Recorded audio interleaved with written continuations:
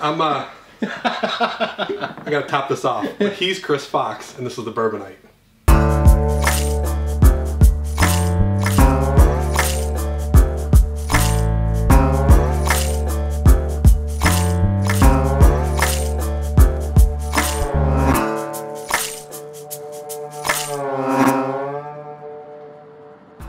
Well, my name's Frank Ippolito.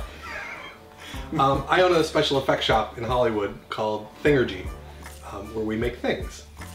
And we do a lot of stuff for TV shows and movies. Like right now we're working on Orville Season 2.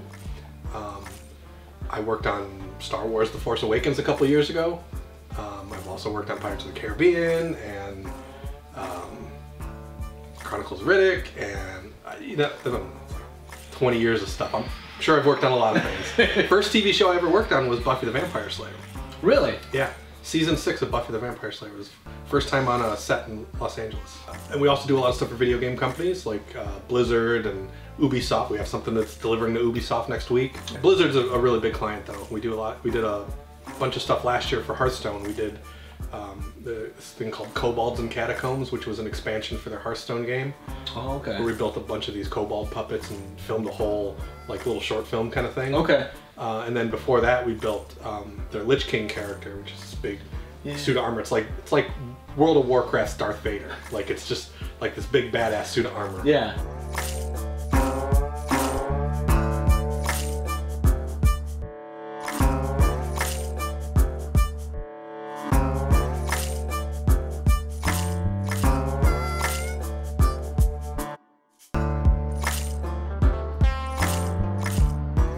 I'm in charge. This is your. You put me in charge. Yeah, this is your show. Oh man. So. Do you know anything about this one? I know very little. Okay. Very little. So to say, Frank's letting me bust into one of his new bottles of Widow Jane. I've heard good things. So we'll see what happens here. Yeah. Do you think you think just on taste and smell you could guess maybe where it's from or anything about it? Oh God, no! Come on! You know, and that's the thing too. Is like some people have got they've got that tongue that they can find what these little nuanced things. I've tried. Yeah. It's like, oh, that's good. Great. There's some stone fruit in there. I think I don't know. Like, and I know what I like. You know what I mean? Yeah. Like I know what I like to catch. In the traditional Thingergy smooth-on cups. Which is fantastic. Yeah. It's very cool. Well, thank you, sir. That's that is good. Yeah, no, it is. It's got Widow Jane. Let me think now. Think how we intro this. You got to use all this pre-roll. Oh, I know. Oh, yeah, for sure. This is all going in there. Now let me ask you this: like I like bourbon and whiskey and stuff like that. Would you think less of me if my go-to bourbon drink is Jack and Mountain Dew? I wouldn't think less of you, but I would question your ethics. Mountain Dew was originally made to go with whiskey. Was it really? Yeah. I didn't know that. Yeah, and if you think about it, it's kind of like a whiskey sour. Yeah, and I absolutely see that. Well, you do the Jack and Mountain Dew. I'll give that a go. I call it the electric chair. The electric chair. Yeah. The Jack and Mountain Dew. What else is a good, my other like favorite-ish whiskey drink, which is a little bit more snobby, and most places I go to I can't order it because they're like, what the fuck is that? Yeah. Gold Rush. Gold Rush is simple. It's like lemon, some sort of simple sugar or something like that, and whiskey. I'm pretty sure that's all it's in it. It's like, and yeah, it's nothing that's like too fancy, but you're like, add like a Gold Rush, and I'm like, yeah, that's what's in it? Yeah. I don't remember. Yeah. 3 questions while drinking whiskey with Frank Ippolito. Yeah. Yeah. 3 questions. 3 questions. This is pretty good. What's the weirdest mixed drink you've ever had with whiskey? Weirdest mixed drink with whiskey. Well, you can rewind to our pre-conversation that everybody thinks it's my Jack and Mountain Dew conversation, or my Jack and Mountain Dew concoction. And most people are kind of turned once they say it. They're like, oh, you're right. This isn't so weird. There's such a bad stigma with Mountain Dew. I don't drink soda like regularly. Like I'll have soda sometimes if I'm drinking, or if I'm getting that like one time a month I'm like I need to go to McDonald's. Like that's when I'll have a soda. Sure. But 9 times out of 10, I don't drink soda at all. So it's not that bad if I put Mountain Dew into my Jack. It's justified at that point. Yeah, that's fine. Yeah. That's probably the weirdest, like, I can't think of any, like, off the top of my head, anything weird, because I don't usually stray into too many weird zones. Yeah. If I go out drinking or something like that. Like, there's a couple of places I've gone to in Vegas, like nice fancy bars, and I'll get like martinis or something that have like spicy mango martini or something, like something I would normally not order. And you know, most of the time I'm pleased with it, but I don't really get too creative with my bourbons and whiskeys. What's the, and this, it doesn't have to have been on purpose. Okay. But what's the most expensive whiskey you've ever had? I got a 21-year-old, I think Macallan or something like that in there. I don't think I've gone too crazy off the deep end on expensive whiskeys.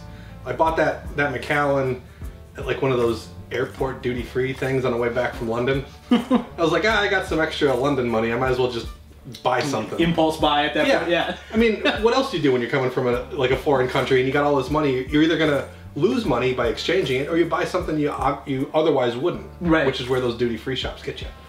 So I bought a 21-year-old, it was like $80 or $90 or something like that. Like, okay. No, you know what? That Frank Sinatra Jack I have in there is like 100 and something.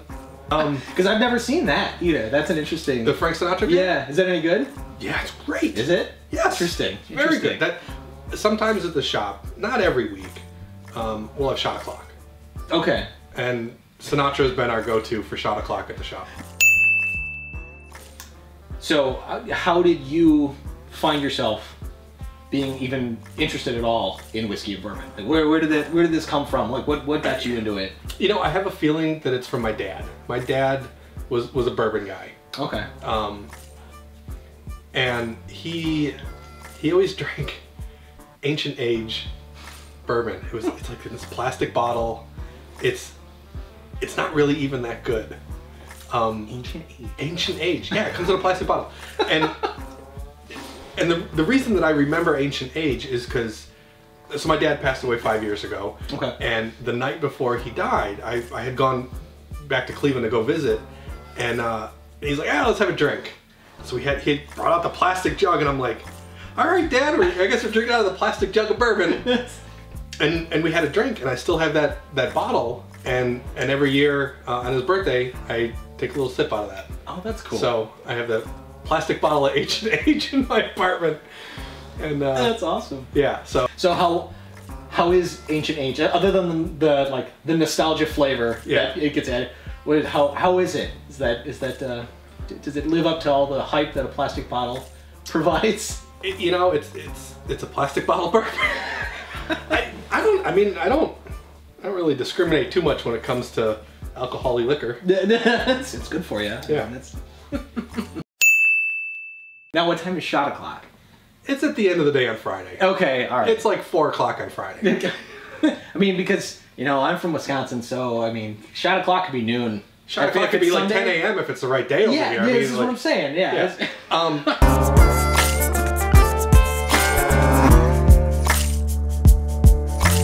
Proton packs, like Ghostbuster people. Yeah. Like once I open, like that we built, that's all made out of just foam. It's just like mattress foam. Looks absolutely. They're like, you know, it looks legit. Well, yeah. Like that's now the more you know. It's a little rainbow. Yeah. Maybe they need. You need something? Yeah. Nick needs 4 gallons of distilled water. Do you want to give me money? Yeah. We work on a show. Like right now, we're working on season 2 of Orville, which is okay to say.